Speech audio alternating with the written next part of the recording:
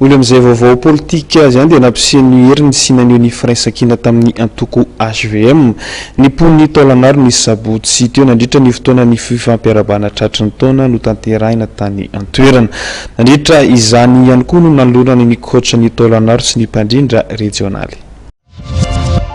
Olona trany amin'ny 3 alina no niatrika ny fifampiarabana tratry ny taona tao amin'ny renivohitry ny faritra Anosy. Fotoana izay nanehoany antoko HVM maneriny sy ny firaisankina niaraka tamin'ny poniny Anosy. Nandritra izany no nanambaran'ny filoha nasionaly ny antoko HVM Rivo Rakotovao, ny coach ny faritra Anosy dia ny ministra ny varotra sy ny fanjifana Shabani Nourdine sy ny mpandrindra regionaly ny antoko Monique Ravoangy Midja. Apananjananareo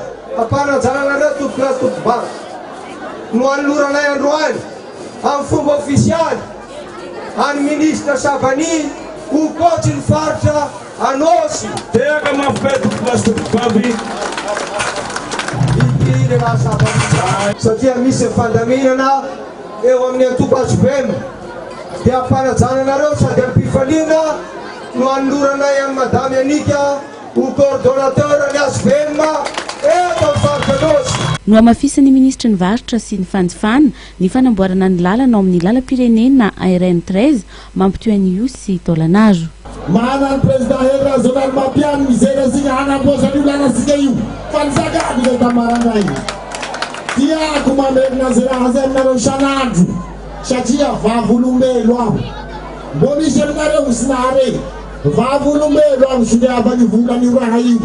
olo tiasikeny ka izay mandehana hanao izy manao fety miaraka amin'ny vahoakanao reo faharoan'izay eto dia misaotra ny président nasionaly ny HVM isaoranareo mivaky tonga aty satria zava-dehibe zany fahafoizan-tena tongavanareo andreo